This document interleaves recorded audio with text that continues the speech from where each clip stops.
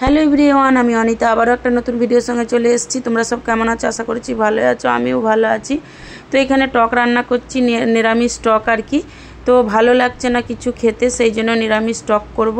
আর মাছ শেষ হয়ে গেছে, মাছ আনা হয়নি। এখানে মানা রেডি হচ্ছে, দেখো স্কুল যাবে বলে। কত সকাল সকাল স্কুল যেতে হয়, ভাত বানিয়ে দিতে হয়, সব কিছু রেডি করে দিতে হয়। আর এখানে বেসন দেবো আর কি একটু টকে, তো ভালো লাগবে। এখানে হচ্ছে কি আমসি ভিজিয়ে রেখে দিয়েছি, আর মানার জন্য এই যে হাঁসের ডিম আর কি ঝাল করে দেবো। তো তোমাদের দাদাভাইও খাবে, আমরা হাঁসের ডিম খাই না। দেখো এদিকটা ওয়েদারটা কি সুন্দর লাগছিল। তারপর ওকে আজকে খেতে দিচ্ছি। দেখো সব দিন তো সমান হয় না, তো ওকে আজকে মুড়ি চিনি বিস্কিট দিয়ে মাখিয়ে খেতে বললাম, তো খাই না। আর আমাদের বাঙালিদের প্রিয় হচ্ছে কি মুড়ি, তাই না?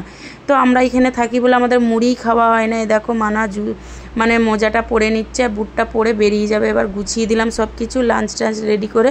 তোমাদের দাদাভাই ওকে ছাড়তে যাবে আর কি, তো ওকে ছেড়ে আমিও যাই মাঝে মাঝে। আমারই যাওয়ার কথা ছিল, আমি যাইনি, শরীরটা খারাপ করছে কদিন ধরে খুবই।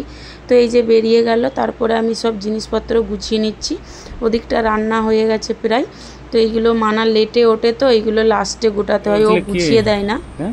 আর কি বলবো বন্ধুরা, একজন খুব কাছের মানুষকে হারিয়েছে। আমার পরিবারের একজন সদস্য মিনু ওরাং বলে একজন আছে, আমার পরিবারের ছিল সদস্য, খুবই ভালোবাসার একজন মানুষ।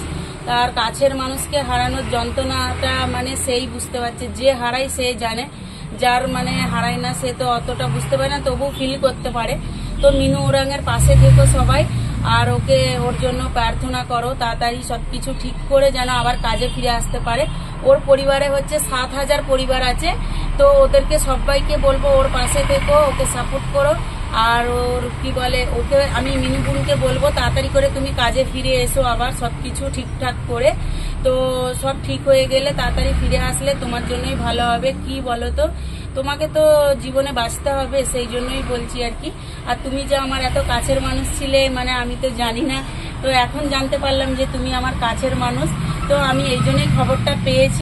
তো সব কিছু রেডি করে নিয়ে খেতে বসেছি আর কি। সিমাই বানিয়েছিলাম, আর আজকে দুধটা দেরি হয়েছিল আসতে, কেউ বাড়িতে ছিল না, ওর জন্য আমার আনা হয়নি। তো ওর জন্য সিমাইটা লেট করে বানিয়েছিলাম।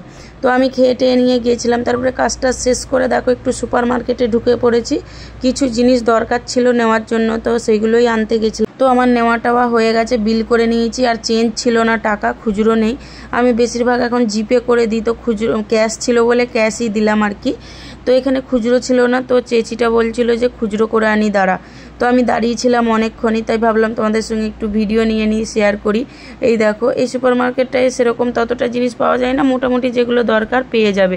তো অতটা ভালো মনের মতো জিনিস পাই না। যাই হোক, তারপরে বেরিয়ে গেলাম, তোমাদের দাদাভাইয়ের জন্য ওয়েট করছিলাম। তো তোমাদের দাদাভাই নিয়ে চলেও এসছে। তারপরে কিন্তু আর কোনো ভিডিও নিইনি, একদম তোমাদের মানাকে আনতে যাচ্ছে তোমাদের দাদাভাই, সেইটাই।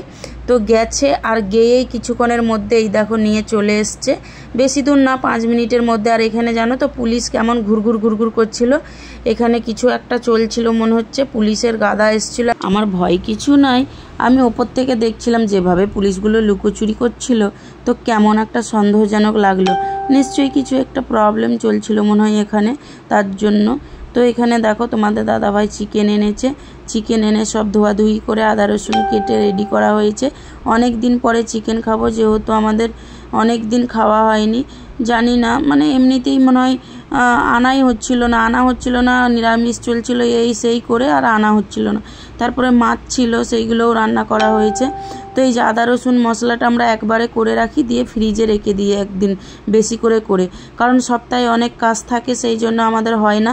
রবিবারে একদিন টাইম পাই, সেদিনই করি। কিন্তু মশলা অনেক দিন করেছিলাম, শেষ হয়ে গেছে বলে আজকে চিকেন এনেছে, সেই জন্য আর কি মশলাটা করা হয়েছে। তো এই যে এটার মধ্যে জিরে লঙ্কা আদা রসুন সব কিছু দেওয়া আছে। তো এখানে আলু পেঁয়াজ কেটে নিয়েছি, শুধু চিকেনের ঝোল হবে আলু দিয়ে।